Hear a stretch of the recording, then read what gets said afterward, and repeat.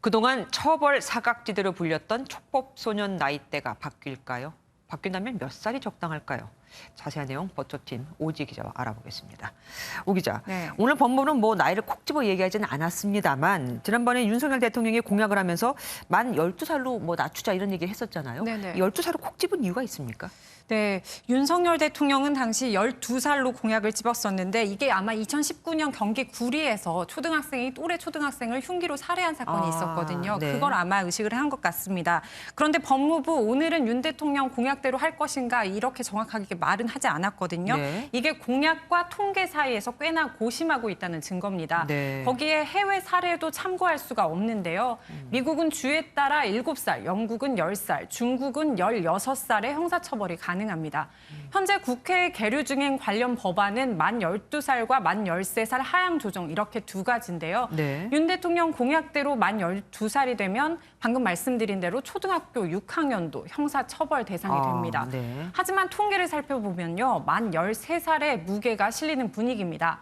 왜냐하면 이게 최근 5년간 범죄를 저지른 이 촉법 소년은 꾸준히 늘어서 4만 명에 육박한데 64%가 만 13살로 가장 많고 만 12살은 21%에 그쳤기 때문입니다.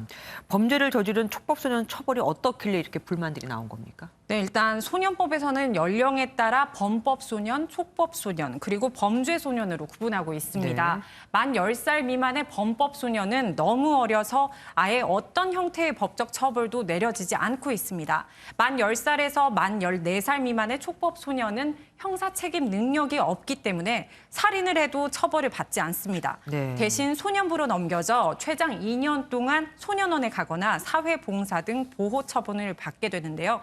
다 기억하실 텐데 2017년 또래 여중생을 100차례 이상 무려 폭행한 부산 여중생 폭행 사건, 또 2020년에는 무면허 운전으로 사망사고를 낸 촉법 소년들이 있었는데 모두 가장 큰 처벌이 2년간 소년원에 가는 것이었습니다. 아, 그렇군요. 그러면 이 소년원에 갔다 오는 것도 빨간 줄, 우리가 속칭 빨간 줄이라고 그러잖아요. 전과가 남습니까? 아닙니다. 이 같은 처분은 장래 신상의 기록이 남지 않습니다. 네. 왜 그런가 봤더니 어린 나이에 전과가 생기면 낙인 효과로 사회 적응이 어렵다는 취지입니다.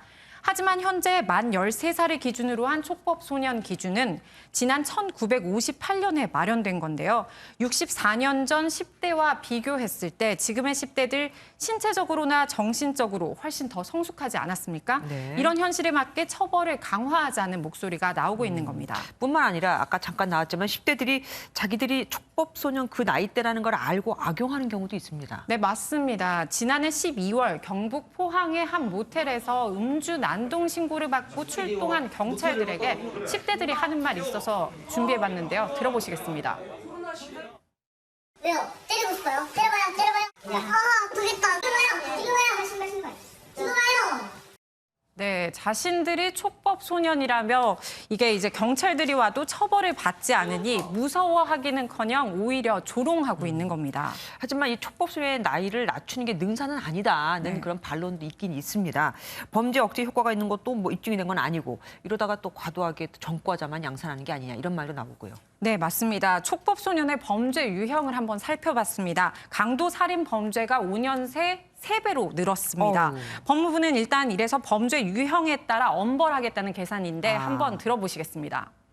강제가 들어가는 강간이나 강도 이런 흉포 범죄 위주로 형사처벌이 이루어지게 될 것이고요. 다른 대부분의 범죄에 대해서는 지금처럼 똑같이 소년부 송치로 대부분 처리될 것이기 때문에 물론 여기에 소년범들의 재사회화, 교화 대책이 중요하다는 주장도 많은데요. 전문가 의견 한번 들어보시겠습니다. 사회에 그렇게 아무런 교화 없이 나오게 되면 이건 완전히 범죄를 저지르고 나서 그냥 그 상태로 자아가 멈춰져 있는 인간이 나올 수도 있다는 거예요. 네, 그래서 청소년들이 오히려 교도소 등에서 범죄를 학습하고 재범하는 기회로 삼을 수 있다는 해석도 있습니다. 아, 예. 촘촘히 법망을 잘 만들어서 과도한 피해를 입는 사람이 없도록 좀 만들어야겠습니다. 지금까지 뉴스추적 오지혜 기자와 함께했습니다.